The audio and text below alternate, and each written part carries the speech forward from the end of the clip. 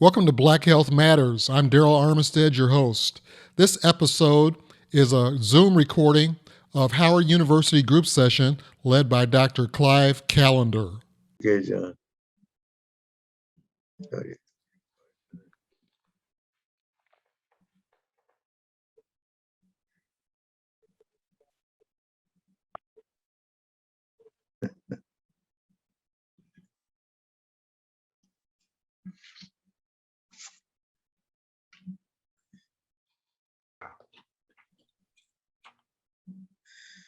Here we go.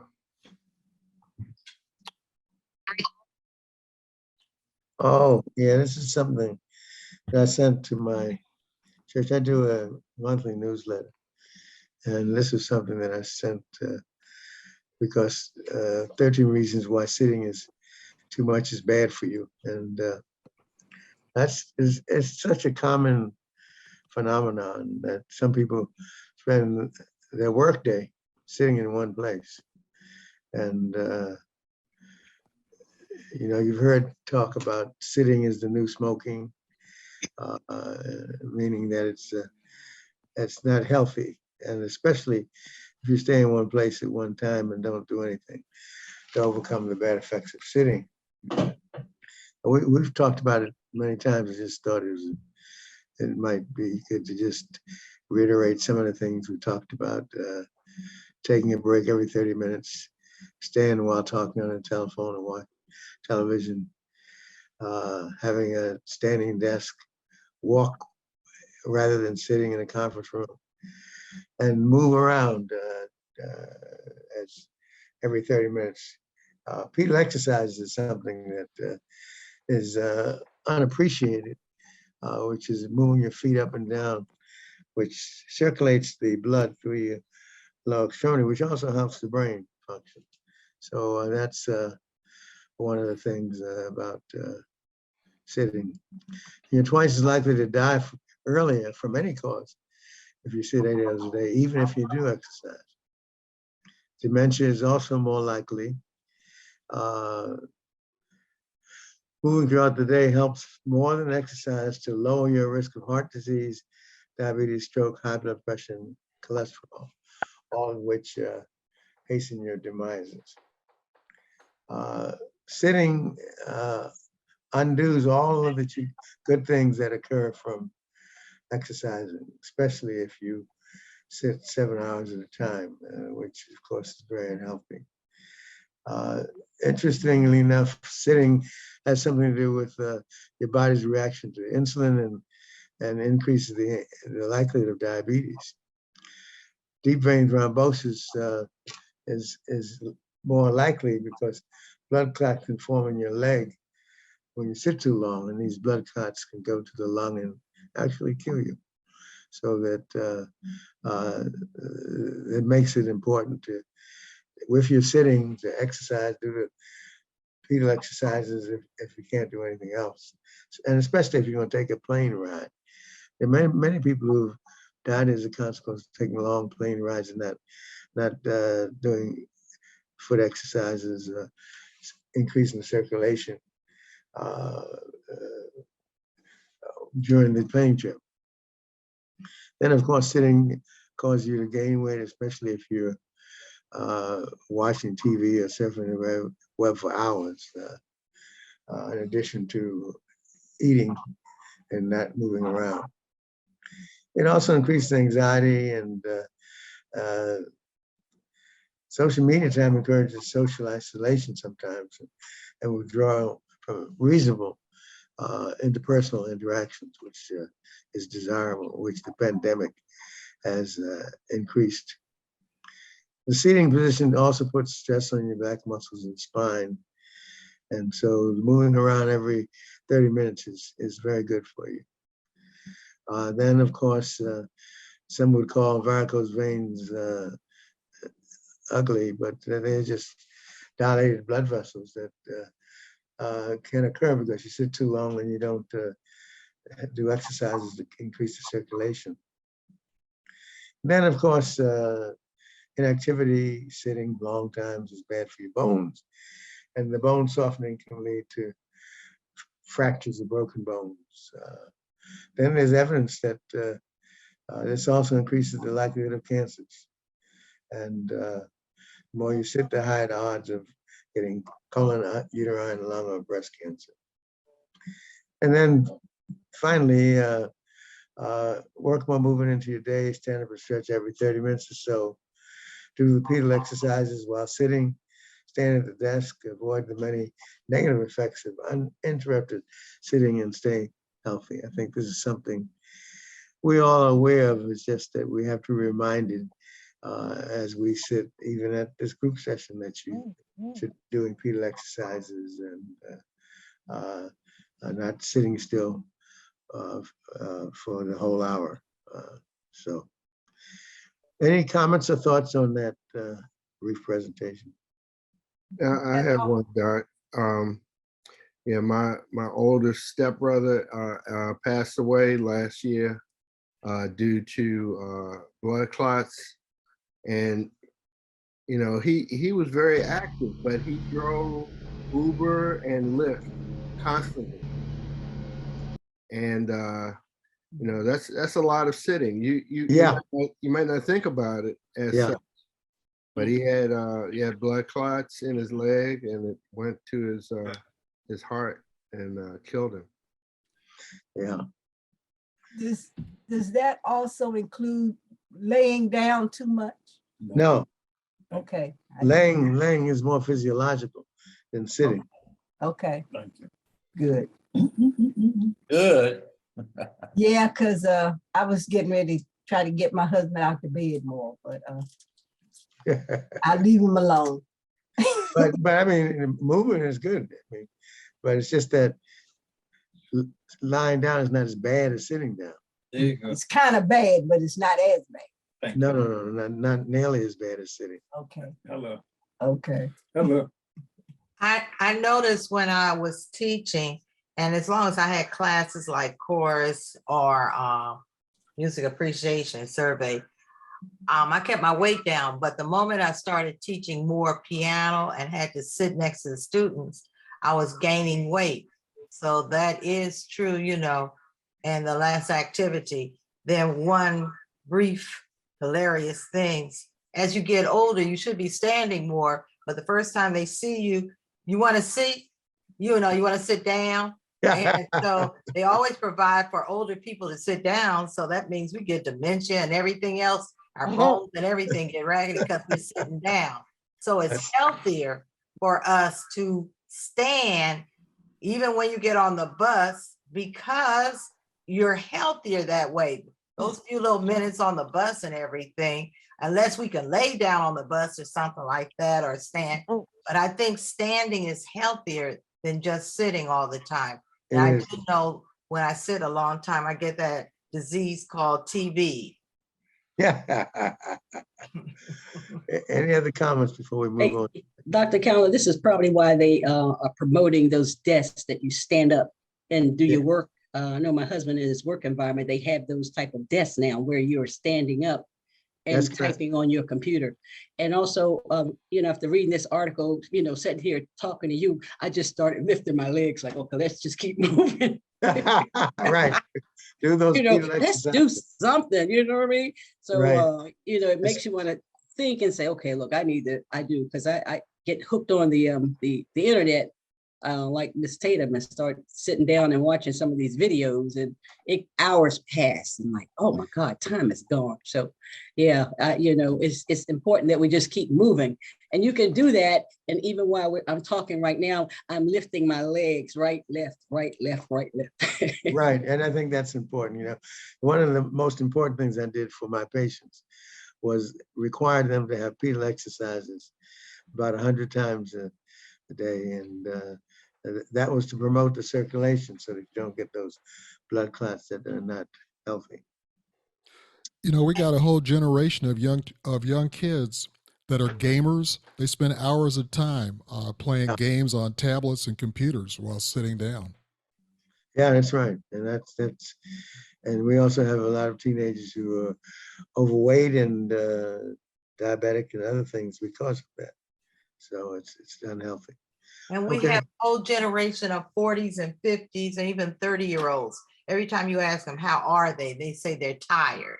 They're always tired.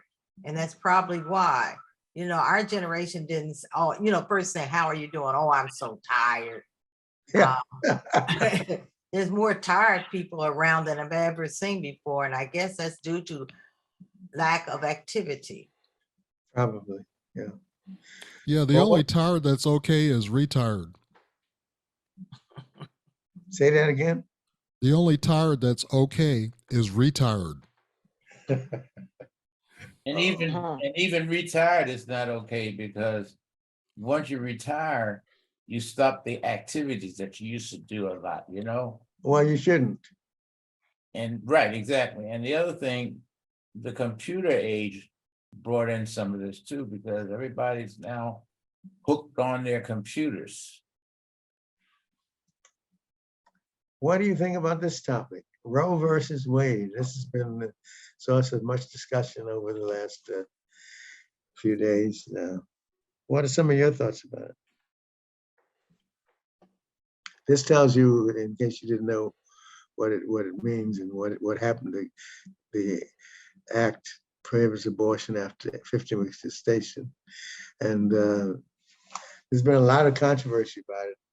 I've talked about it in church and other areas. What are your thoughts about the taking away the option of women having abortions? What are your thoughts? Is it healthy, unhealthy, wise, unwise? Any thoughts about that?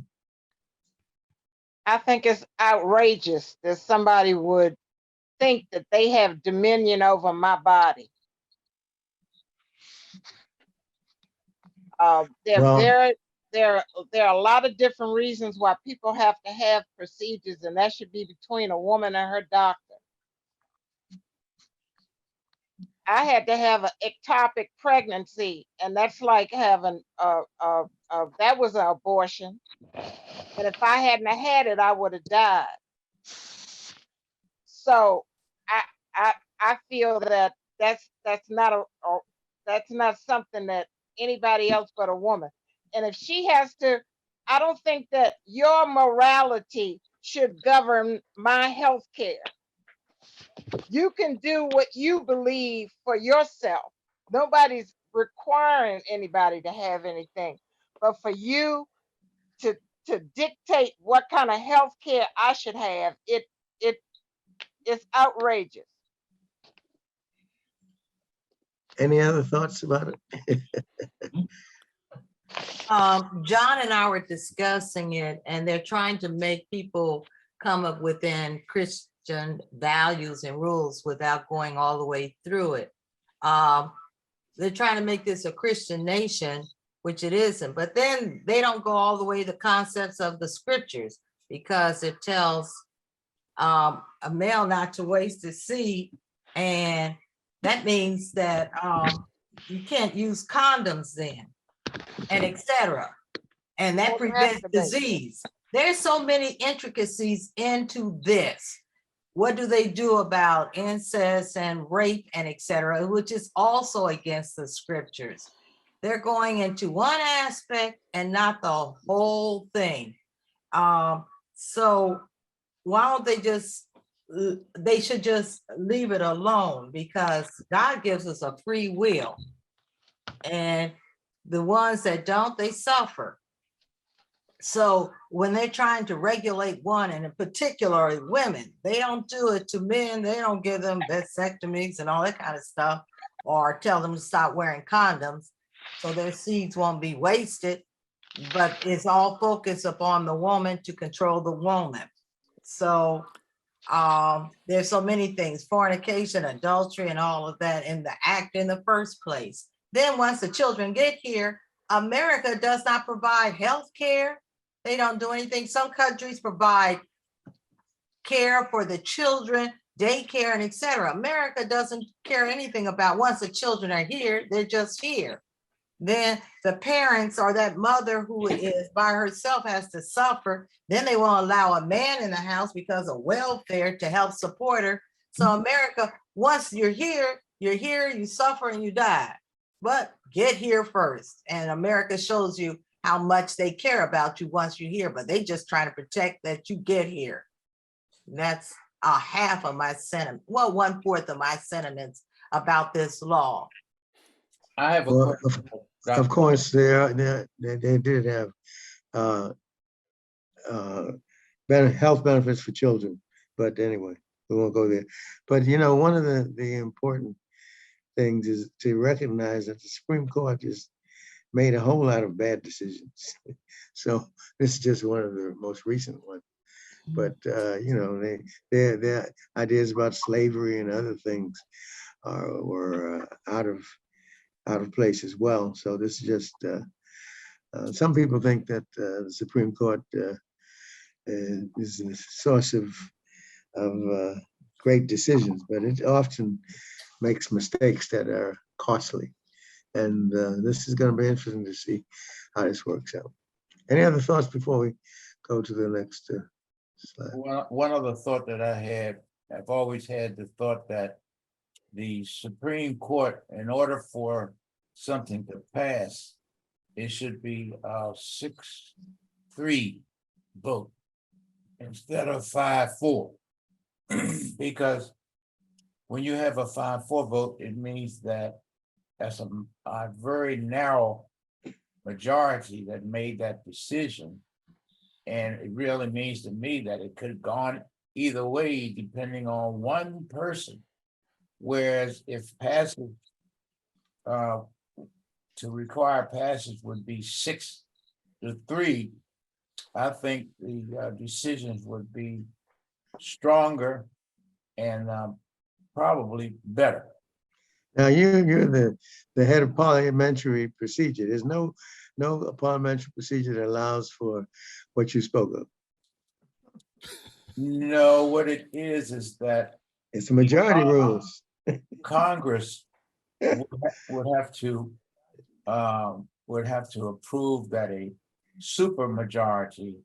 Yeah, but I'm saying there's no place I know of where that applies. Right, that's what my application would be.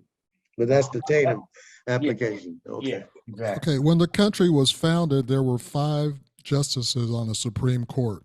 It's expanded over the years to 9 through a process called court packing. So, in other words, if the controlling political party but doesn't control the Supreme Court, if they don't like the decisions of the Supreme Court, they add more justices. And so in today's environment, you have Democrats that control the White House, Congress, and the Senate.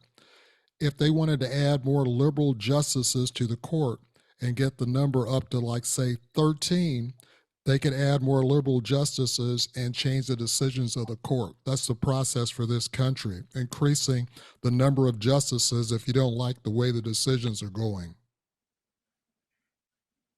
Okay, let's move on unless you have any other thoughts about it. It's I put this in there because I thought it was interesting to see what you think about this. 3 factors that erode your patient's trust. And you see these things here that they point out: discrimination based on race and ethnicity, health-related traits, including stress and low self-rated health, have proven less likely to trust in their physicians. And this persists, although I must admit that one of the most important issues that I've encountered is that if you have men who present without their spouses, you're less likely to have the truth, because men tend to not tell the whole story. Whereas if you have the spouse with them, you get the truth.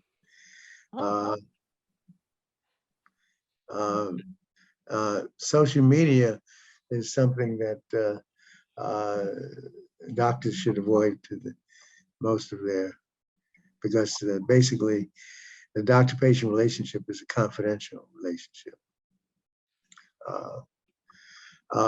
Discrimination, of course, is there have been many studies that have demonstrated that if you have people who look like you, you're more comfortable.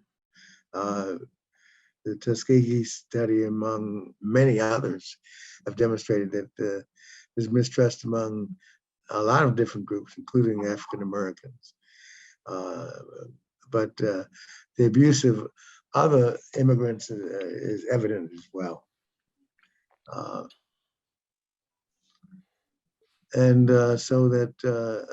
But it is quite true that the doctor-patient relationship is based upon trust. And I think we have to, it's just like some people talk about who do you trust most in healthcare, and I guess most people trust the nurses and doctors, and lawyers are lower down on the list, but it's all about trust. And the need for patient advocates is something that is less likely to occur in the low echelons, but it's important nonetheless. And so when you go to see the doctor, it's good for you to have an advocate with you, because sometimes when the doctor tells you bad news, you kind of lose it, and you don't hear anything else. So you may need somebody to be there to help you with. In terms of, as far as I'm concerned, social media is an aspect of doctor-patient relationship that is undesirable for the most part. Yeah. And for the most part, I think should be avoided.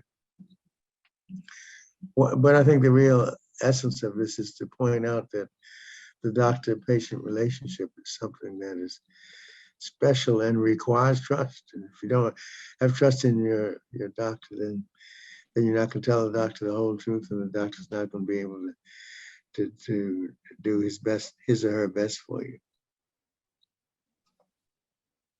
Dr. Callendar, I'd like to add in there also, like your intuition. I mean, you can talk to individuals, doctors, and if you get that feeling like, no, this don't sound right, I think I need to go elsewhere. So sometimes that internal voice will also tell you, hey, this something is not, that discernment within tells you something is not going to gel with me here.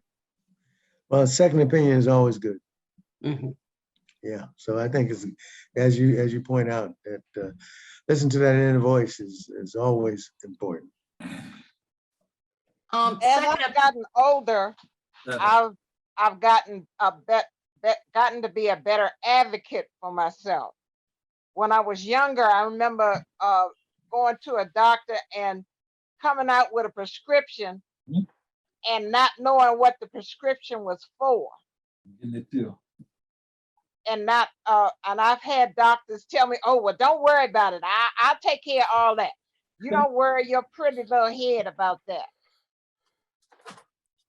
And I've also had doctors that became angry when I ask questions. Those are doctors that I don't see anymore. And I'm not afraid to stick up, and I don't feel intimidated. Some doctors try to make you feel intimidated, throwing big words around and things like that.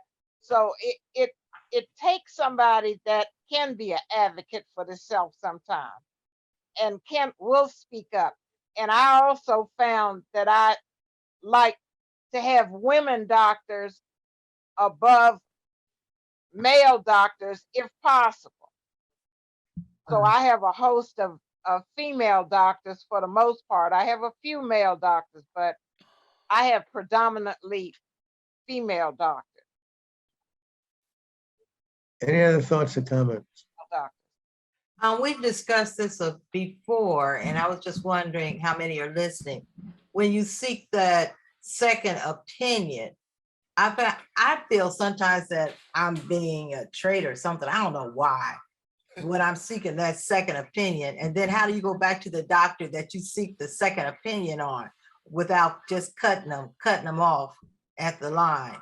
How does everybody? Do you all actually seek second opinion or just cut them off and go someplace else? depending on the doctor's attitude. If he is resistant to me seeking a second opinion or gets offended, then I seek another doctor altogether. If he is helpful in my decision and even gives me talking points or gives me information, is accepting of me doing it, that would mean that I would come back to that doctor. So it depends on how the doctor presents when I mention a second opinion. I have a built-in second opinion because I have a specialist in my primary care. And I have a pretty good primary care who knows somewhat about these special services. So I can always compare the specialist's opinion with my primary care physician. Any other comments? I think all of these are good points to keep in mind. That the focus of healthcare is the patient. That's the center, not the doctor, not the nurse.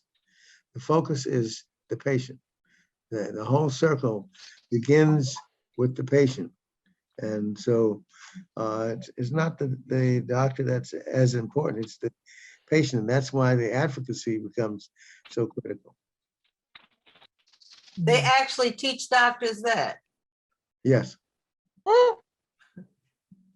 Hmm. that's the 21st century doctor is the recognizes that the center of the healthcare is the patient, not the doctor, not the nurse, not anything else, but the patient. And so everything revolves around the patient's autonomy and what the patient wants to have.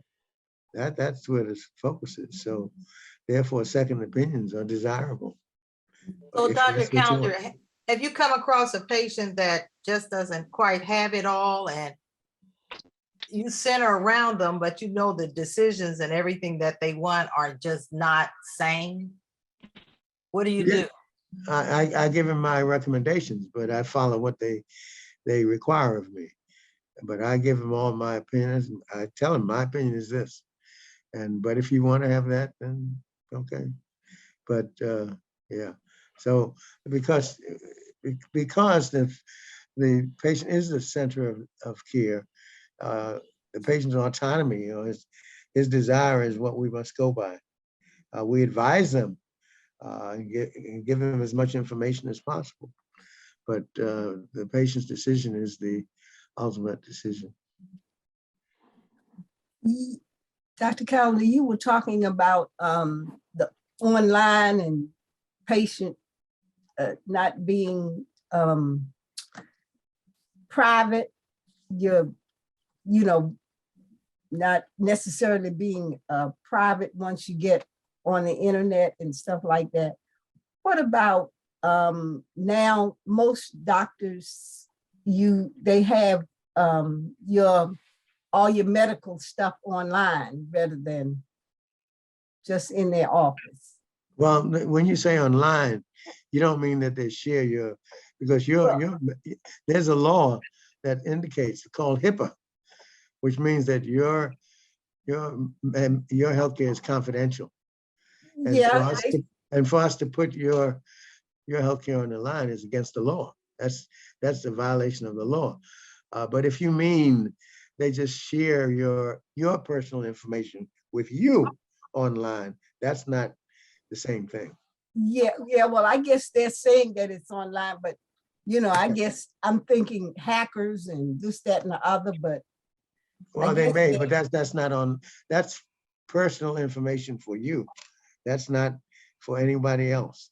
And the law requires that of the healthcare provider, that your information is your information. Yeah, and I do understand that, but I guess I'm reluctant to do it, I guess, because, you hear so much about things can get hacked. And that's true. Yeah. So Okay. I'm kind of reluctant to put my stuff on the internet. Yeah, I know, me too.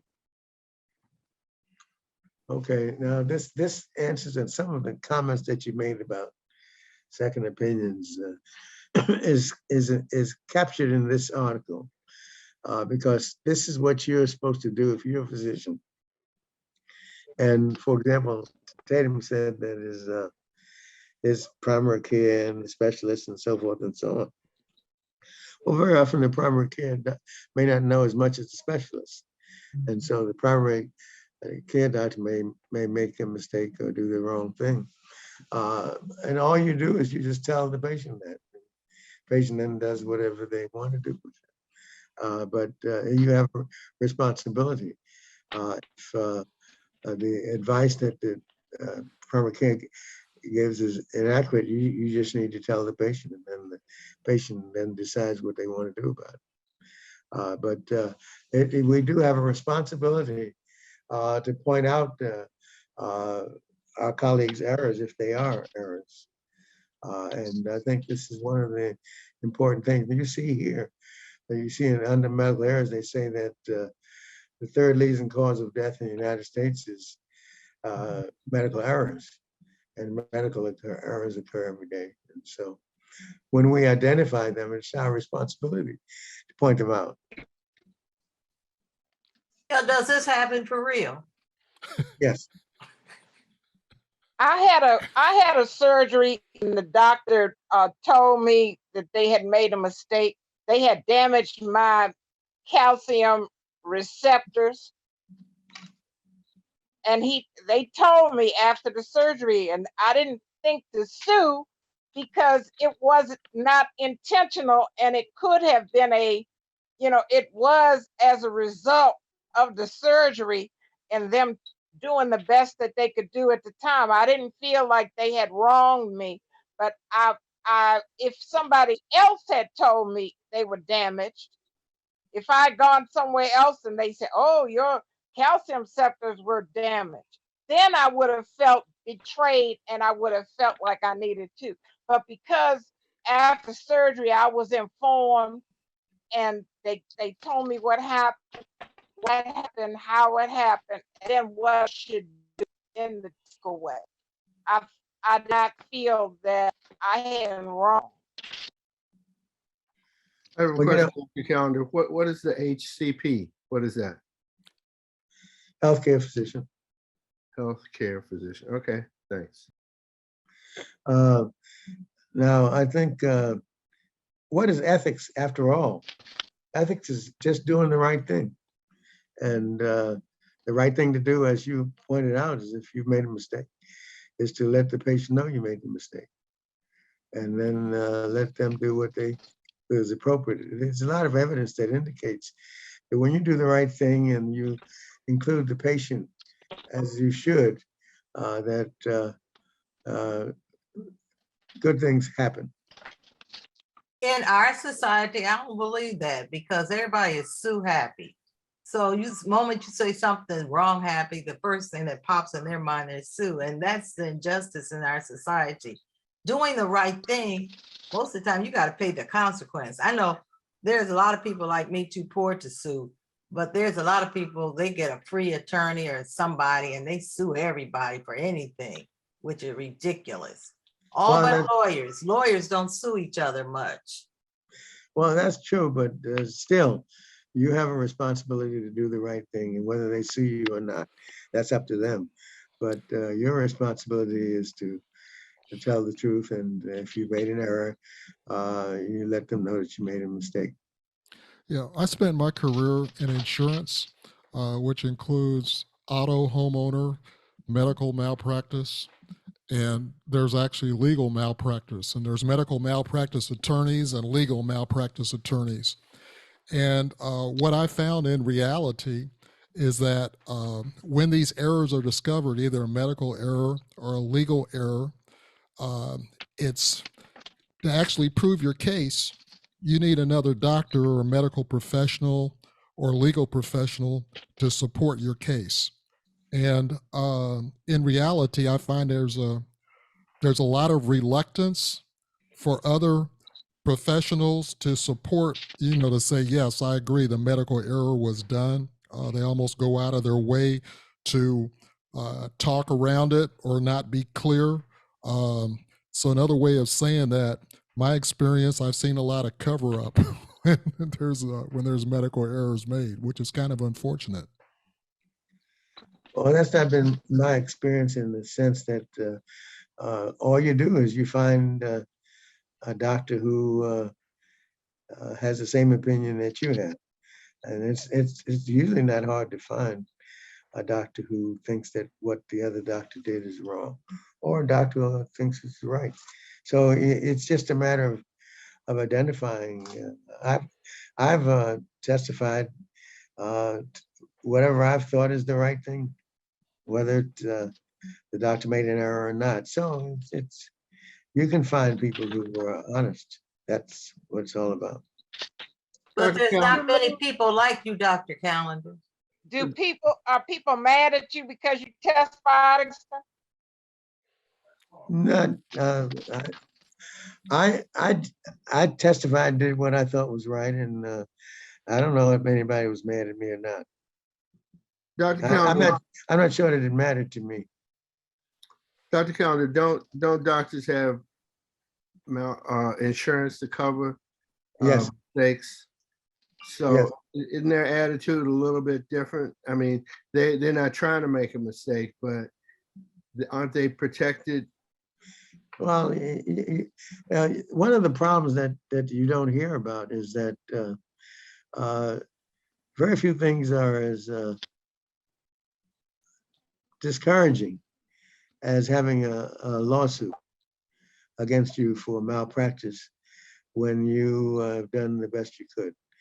And so it is damaging to the doctor's psyche and as well. And so it's not something you like whether you have coverage or not is not the issue. One of the issue is that what you've done is thought to have been the wrong thing. So if you've made a mistake and you admitted it and then they sue you, then that's not as bad as when you have not made a mistake and they sued you and you become discouraged. So a lot of it relates to how the case is brought against you. If you and the patient have discussed it and they decide they're going to sue you and you've done the best you could, I think that's one thing. But it's still a negative thing when you have a lawsuit brought against you, whether you have insurance coverage or not. And there have many a physician who's given up the practice of medicine because of a malpractice claim. I had a gynecologist I've had them that stopped myself, delivering and babies because it costs so much. I didn't take it personally, but anyway, that's my sense of it. I'm sorry. Go ahead. Now, I was saying I had a doctor that stopped delivering babies because it cost. She said her medical malpractice insurance was so much. That's a different issue though, because you're right. For OB, it was sometimes those premiums up to $100,000. So yeah, and there's many OBGYN doctors who don't practice because of the same thing you mentioned. Yeah.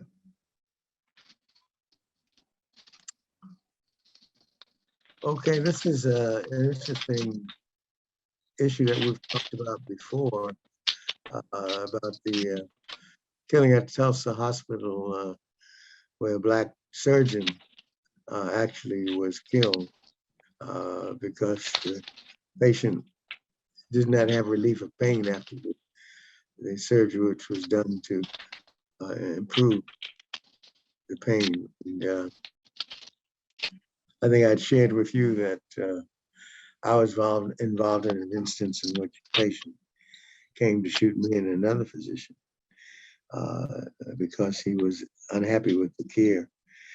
And the psychiatrist calmed him down, and so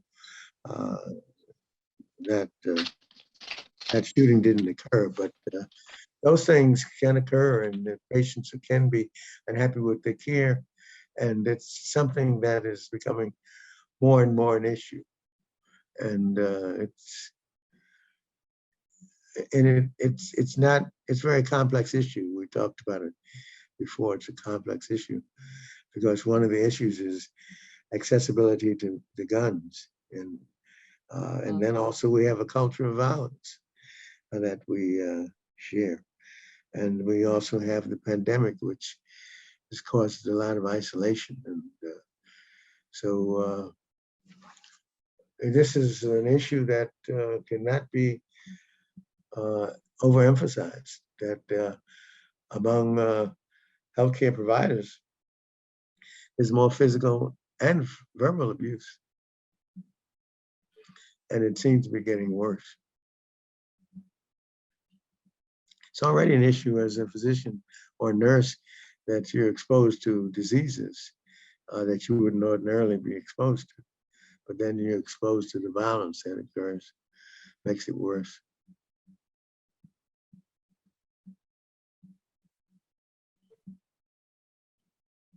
And there's no repercussion that the nurses can get together and band together and start suing these patients for biting them and everything and knocking them against the wall? Well, I don't know too many instances. Many of the nurses who have been forced to stop practicing nursing the way they wanted because of the violence. I don't know too many of them who sued the patients, so I don't know the answer to that question. Well, like the man that tried to kill you with a gun, you didn't find any recourse about saying, I'm going to press charges against you for assault? Well, he didn't. Of course, I've had, okay, this particular patient didn't assault us because the psychiatrist intervened. So we didn't have any basis for that. But particularly psychiatrists who deal with patients who become violent, I don't have too many instances in which they have actually sued the patients because many instances the patients are mentally ill, and so suing them was not thought appropriate. Okay, like when Ronald Reagan was shot and the guy was mentally ill, they just now released him, but he was incarcerated. It's according who you accost, because teachers have the same thing. Children can bite you, hit you and everything, but the moment you try to retaliate or protect yourself, then the charges are brought against you for trying to defend yourself against a little crazy, mentally ill child. So, and I guess every field is that, but there's some fields that the moment you attack them, they got the law right behind them.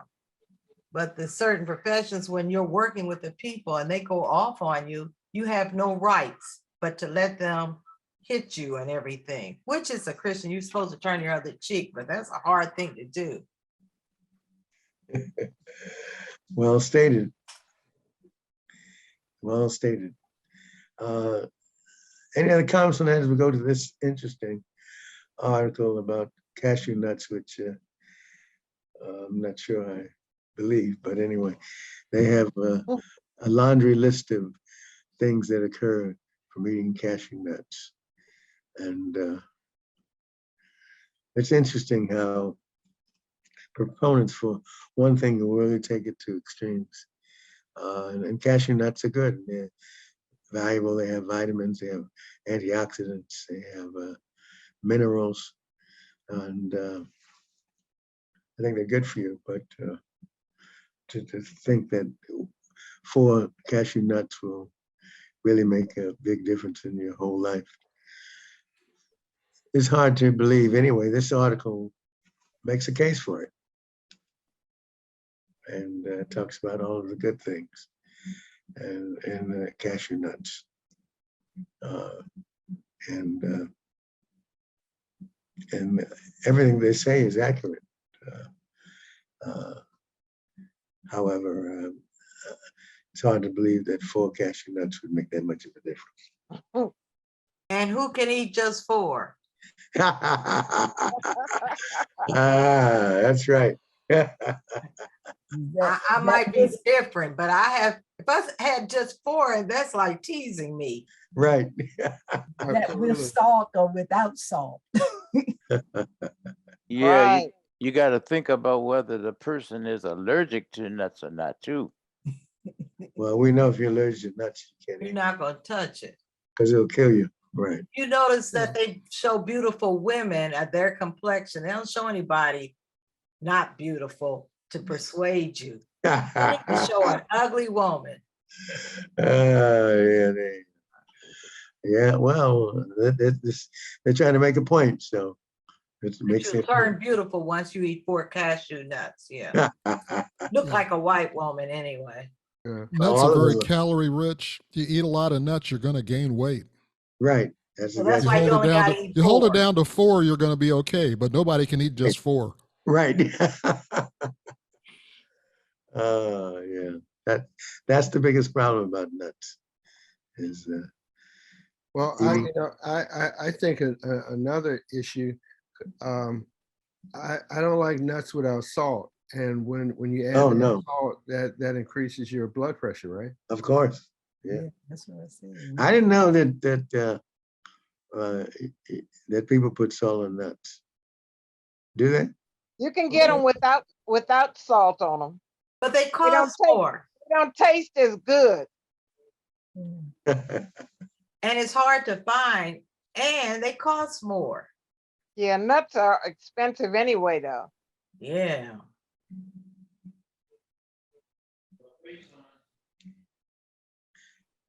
What about magnesium, Doc? Is that really important for your diet? Critical. Absolutely critical. Yes. Most of the enzyme systems in your body depend upon magnesium. Right. And that's why the nuts that we recommended on this group session for magnesium was pumpkin seeds. You all remember that? So But you have we went out and bought some pumpkin seeds because I do need more magnesium in my diet. So I eat those.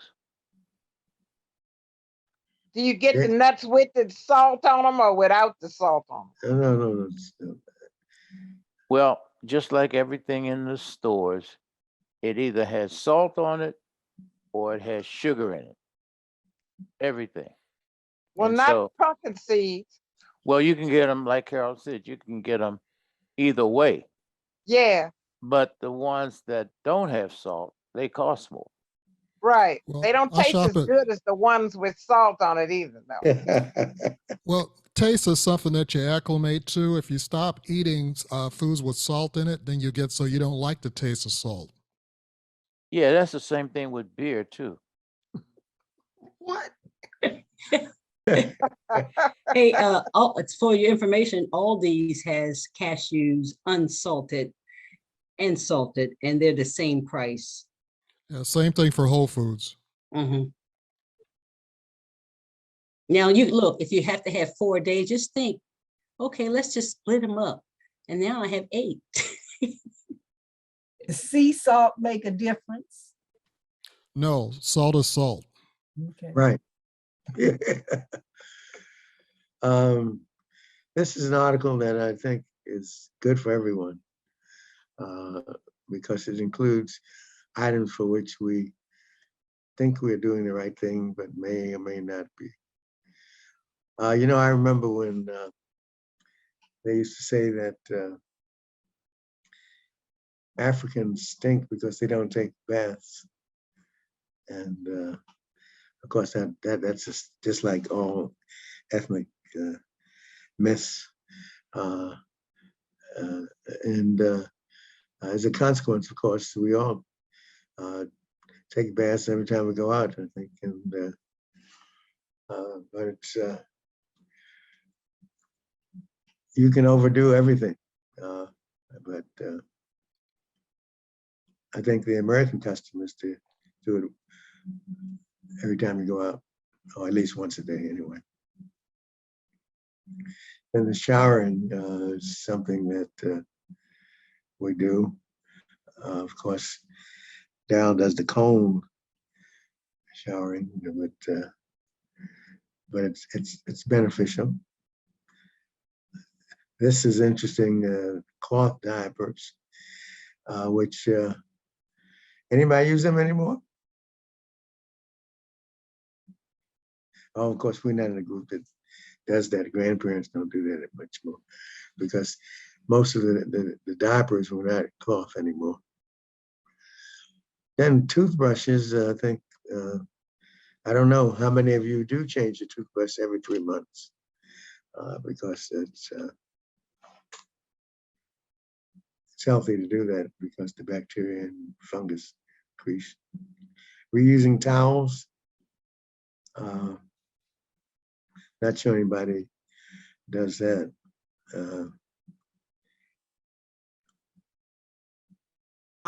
If we go back to the old days of where we took a bath once a week right before church. Yeah. Now wait a minute. Now I never heard that one.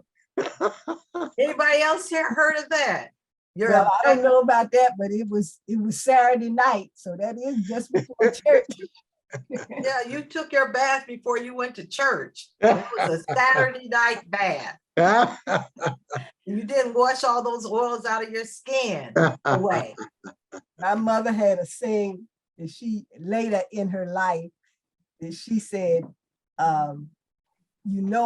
water rusts iron, so you shouldn't put too much on your body. Yeah. Biting your nails is something that is very common. You can say one of the dirtiest habits of the lot. Some people are nail biters and some aren't. Then replacing razors, I don't know. I still shave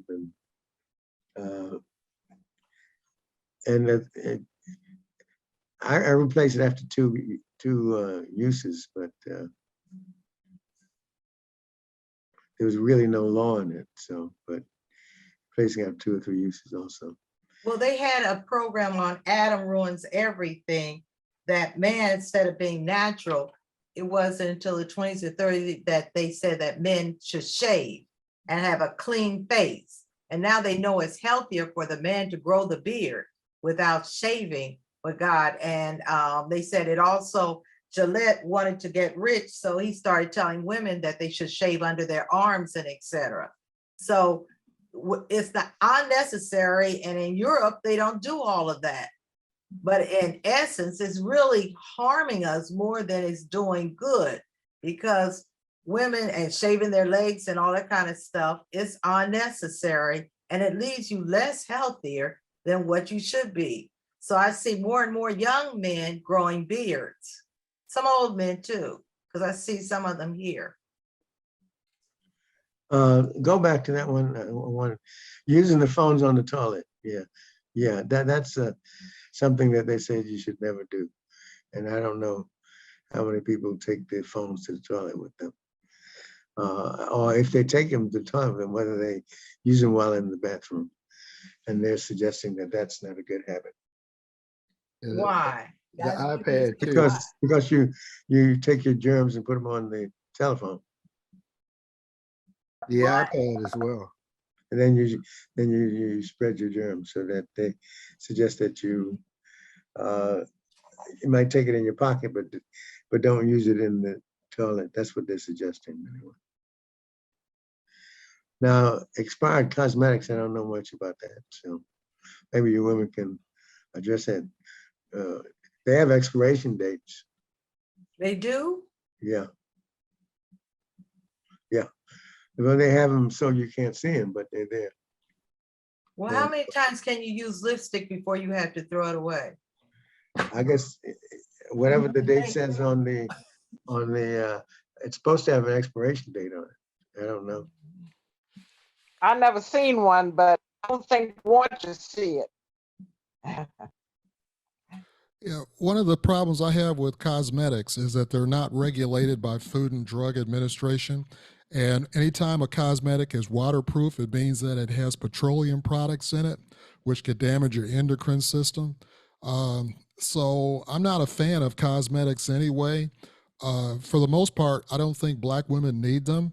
Uh, if you have a face that's got no pigment, got no melanin, it's looking bland, and you need something to fix it up, yeah, throw some cosmetics on that before everybody gets sick. But for people of color, you're beautiful without it. Don't need that mess. Well, all of them wear it, so. Not everybody. Because we want to look beautiful and younger, because that's the way our culture is. We don't want a shiny face. My mother used to take out her powder puff. Get that shine off your nose. It was just, I was brainwashed into that. No shiny nose. Now I don't have enough oil to make it shiny, but anyway. Well, I'm with you. Black people Carol. have always used petroleum. When I was little, they used to grease me up every day. Well, I'm with you, Daryl. I don't use cosmetics. Never have. Thank you. Thank you, Betty. Okay, Daryl, I'm vain. I do. How, Well, stop I'm it, Carol. vain too, but I how often do you do toothbrushing? How often do you brush your teeth? This article says you should most do of it the time once. after every meal. Oh, yeah. I sometimes brush my teeth 3 times a day. That's probably But- the desirable. But normally it's 2 times, but after I eat, because after I've had braces, food gets hung up all in my gaps, and I'm like, so I need to floss and. Well, that's what pick they and recommend after eating. Yeah. I Me floss. too. Hot Sylvia, showers. and the water pick. Yeah, hot showers they recommend against, of course, and then Medium. So Yeah. taking baths and showers is hard. Once a week and no hotness. Just take cold baths or cold Really? showers. yeah, that's interesting because I when I grew up, we would take baths. I haven't had a bath in years. Take showers all the time. Mhm. Which one's better for you, showers or baths? Probably I don't- showers. Probably shower. I don't know. I haven't seen any literature on it. It's very interesting to hear, but I know that most people have gotten away from baths. So my twin brother, he's still a bath fan, but I haven't had a bath in Yeah. years. I do Yeah, showers. I always think- thought about when you take a bath and you wash your body off and you get that soap, that stuff, what you just washed off is still in the water that you're sitting in. Yeah. Well, I take a bath maybe once or twice a month, but after I do, then I shower to get Makes sense to me. all that residue off, just like you said. That's I interesting. shower before I get out. So you're really wasting a lot of water. I just love to sit in the tub though. It's just soothing, but Uh, I do shower afterwards. Before I how many of you do change your linen on in your bed every often? How often do you do that? Once a week. Once a week. Twice a week. Ah, Yeah. It's according to how many children you have and how many beds you got to change. Amen. I got a friend that she was believing in doing it every other day or something. I said, well, you didn't have children or friends or husband, but it's just according to how much you want to work and how much water you want to use. Washing that stuff. That's a great actor right there. I This see. cleansing, of course, we're doing a lot more now because of COVID. I think almost every church and every organization is doing much more cleansing than they've ever done before.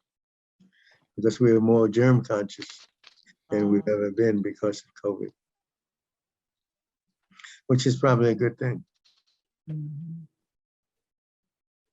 Yeah, but then eradication of too many germs, your body doesn't able to build up protection against it. You're so used to being clean all the time. So when germs do hit you, you become ill. because you have no defense mechanism. Is that the Tatum philosophy? Because No, no, no, no, no. I don't think I've ever read it anywhere. That's the current philosophy. I haven't seen that anywhere. No. Okay. But I've heard John Robinson espouse that. But and they talk about that with children coming up, but with adults, I'm not sure that that's operative.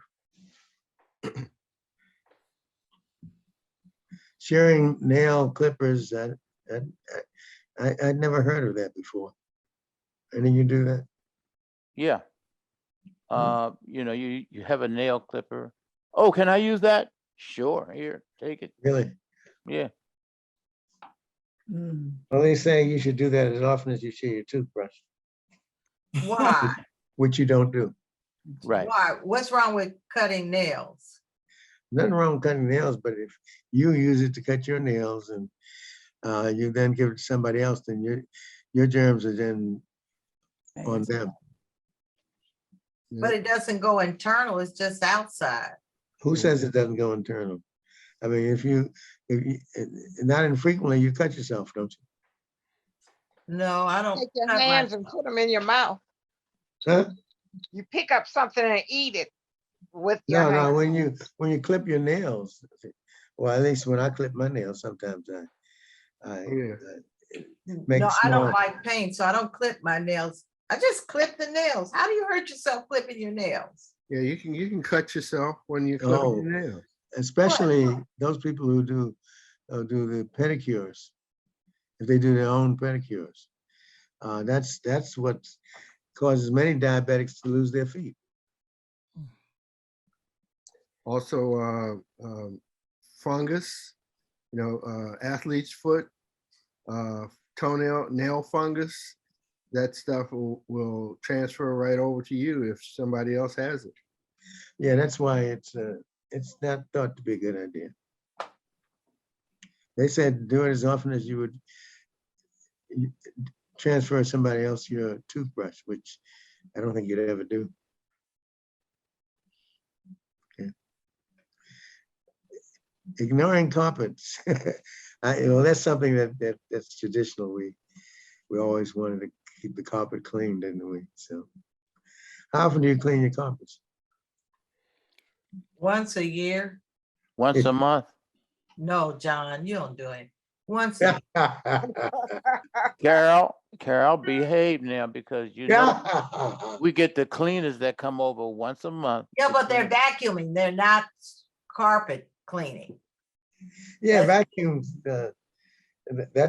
That's how they vacuum the carpet. They vacuum the carpet. But they don't actually shampoo your carpets. Right. Oh, You're okay. talking about shampoo. There's a difference between shampooing and vacuuming. That's correct. Yeah. Yeah, that's once a year. I had all my carpet removed. I have wood floors everywhere. And that's a modern thing because of allergies and everything. And one day I'll get enough money to do that. I had to do it because of allergies. Yes. And they're recommending that remove the carpets because it's easier to keep a wood floor clean than carpets. It's not as comfortable though. I know, your feet get cold. Okay. Wiping sweat, that's an interesting aspect of it because we're in the heat season and we sweat a lot. So you should probably keep your towel to yourself. Yeah. Hairbrushes. Those of us who still have hair, because many of us don't, many males don't have a whole lot of hair.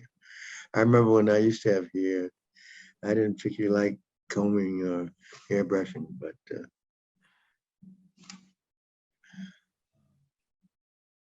I never have thought a of it brush, as, and it's for the right side and the left side of my head. Well, this is an interesting study that found 35% of women and almost 70% of men don't wash their hands after using the public restrooms. Wow. Scary, huh? That means I you don't guess shake hands with men. Well, men, it seems like men are just not too cool about anything. They don't go to the doctor. They don't wash their hands after using the restroom. That's What why did they we do? die early.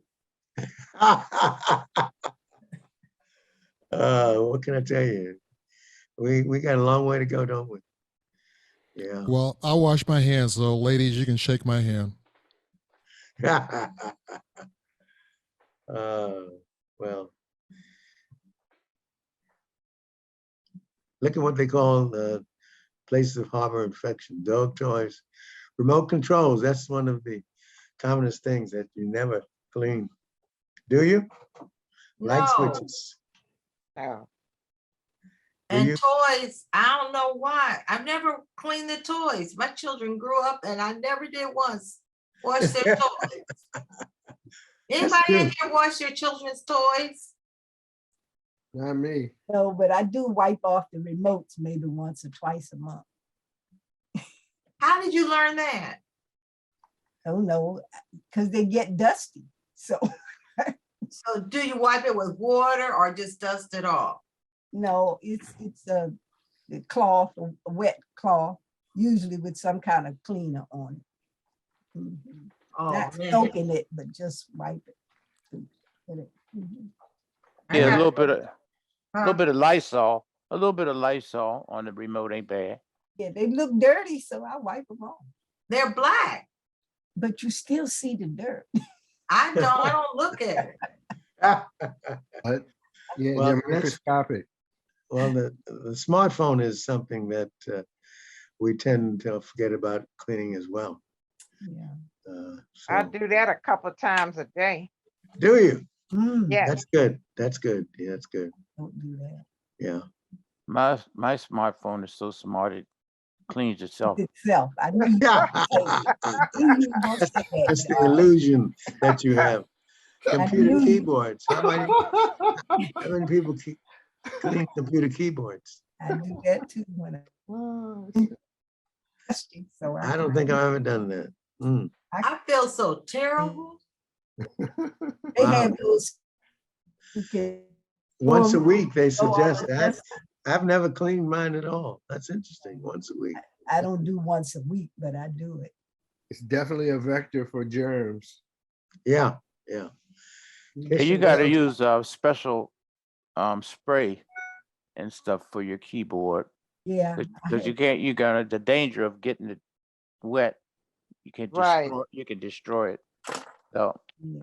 A damp cloth doesn't bother. yeah, damp cloth Yeah. with some Lysol on it.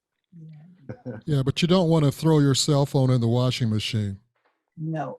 Nope. Well, you won't be able to use it again. Cleaning the kitchen counter that's kind of natural though, isn't it? Yeah. Yeah, it is, especially this And one. first of all, I don't have a cat, and that cat, it was there. He would learn better than to ever get on my kitchen sink. That's natural for Razors. everybody Oh with my grandchildren. goodness. Oh, this is a good Now I one. can't imagine anybody who would use a razor every 2 weeks. I mean, Mm, mm. the blade. After 2 or 3 uses is gone. So Mm. that's an interesting dishwasher. Why do they have all these cats in there? Oh, no. Yeah. Once a month they should clean the racks.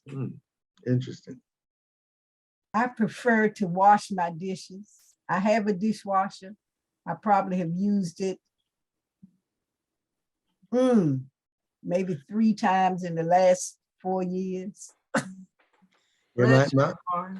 wife does the same thing. She washes dishes. I prefer to wash my dishes. I'm of the old school. I have to work. I have to have a dishwasher, and it's got to go. I can't work without one. Mm.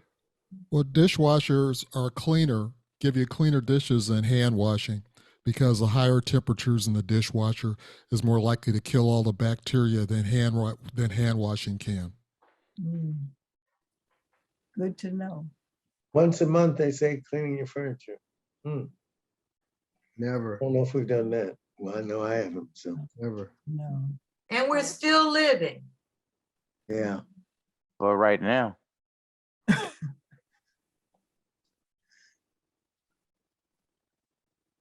Uh-oh. The blinds, once a Uh-oh. month, once every 4 months. Wow. I don't know.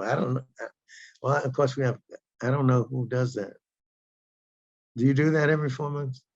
No. I don't have blinds. Oh, okay.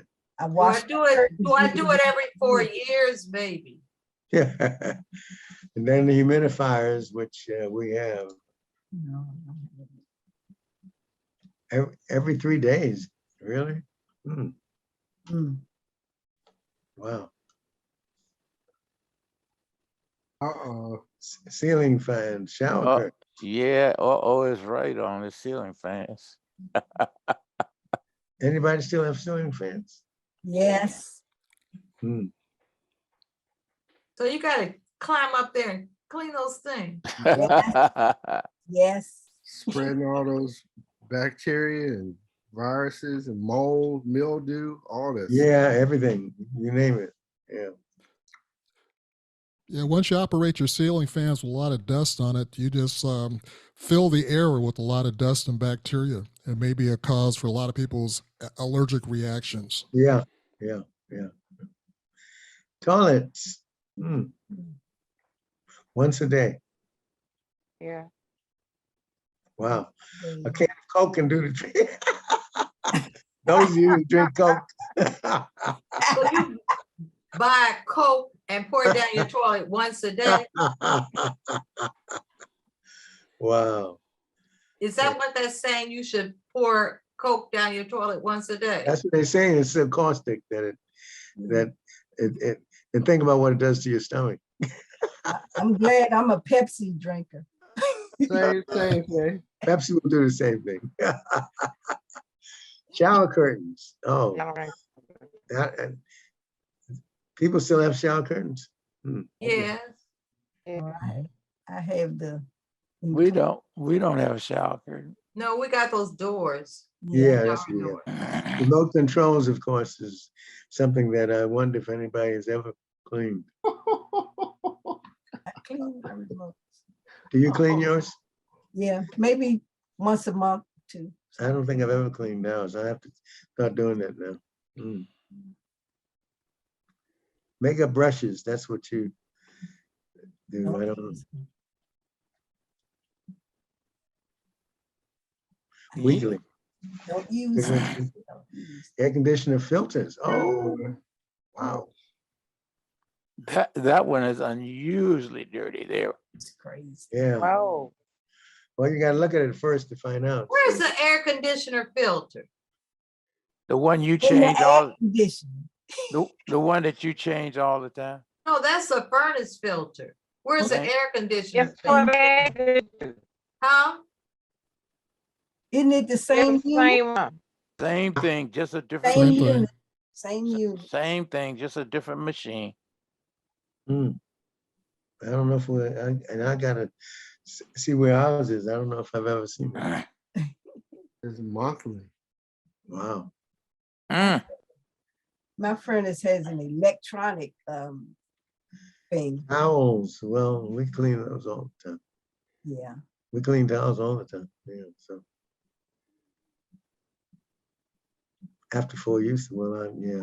So every 4 days you gotta wash your towels. Well, after you use them, I mean, gee. Yeah. Bras.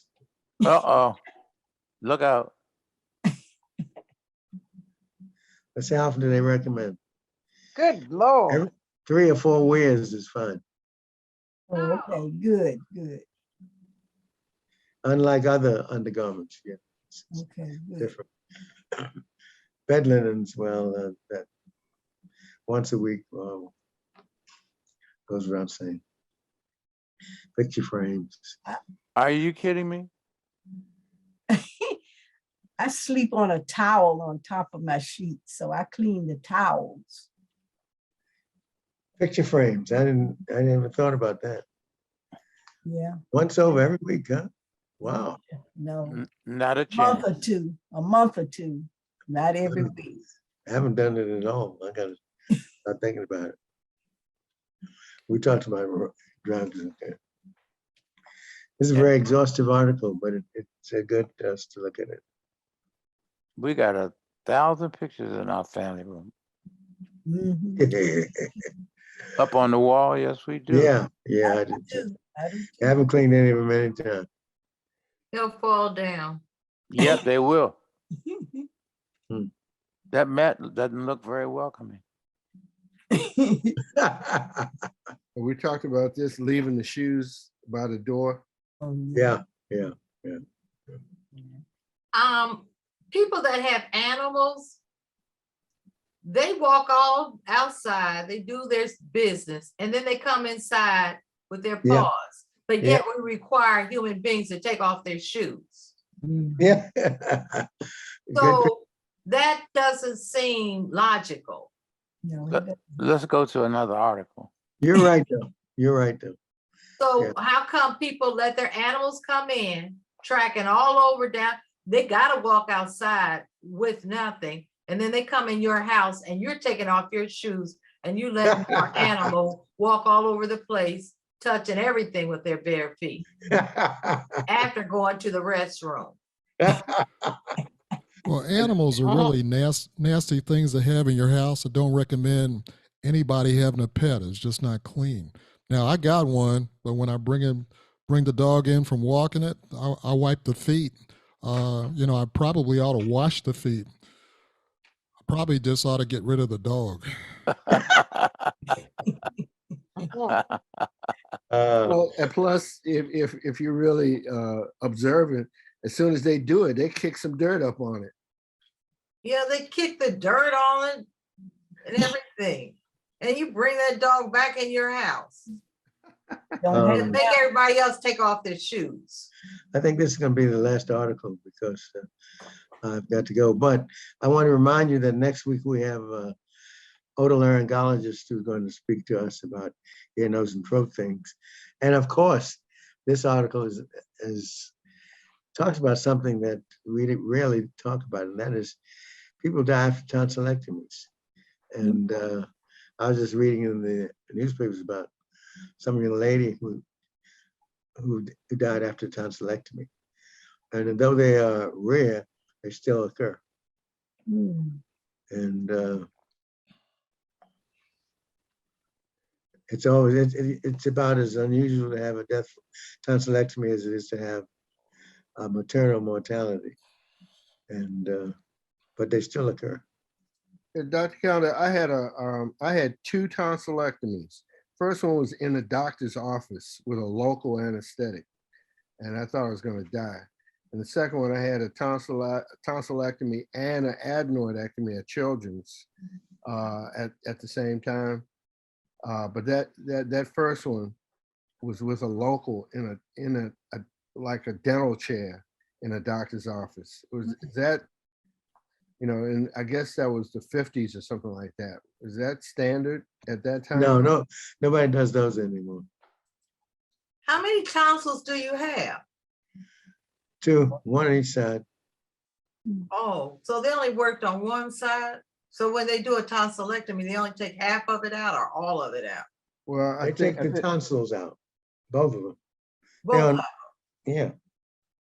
So And adenoids are glands up in the nasal area. They take them out if they cause obstruction. Right. Dr. Callendar, what's the purpose of the tonsils? It's a lymph node.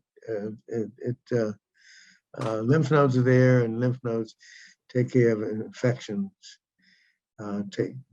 kill bacteria infection and viruses, and that's the source of your immune system. Lymph nodes of the body. Mm. Okay, I think I'm going to have to go after this one.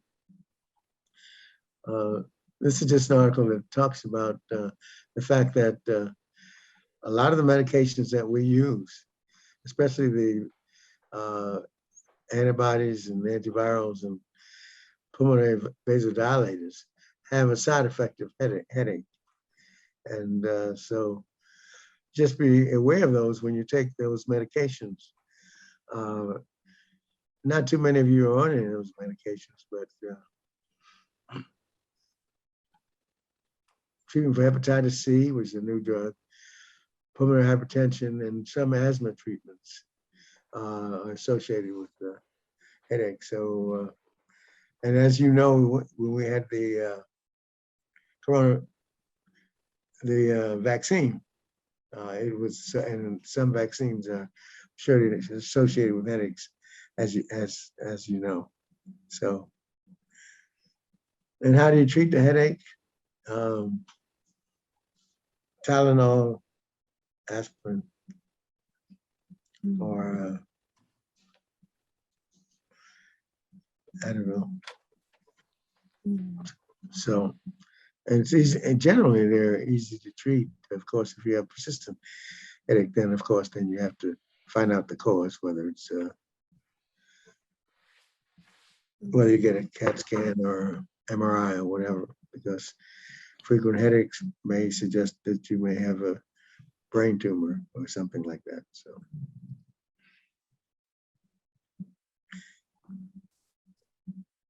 Okay, so I hope that you let others know that we have the otolaryngologist to talk to us next week about head and neck conditions. I think this is the first one we've had. Yeah. So look forward to you being here for that. I'll be sending him the link up.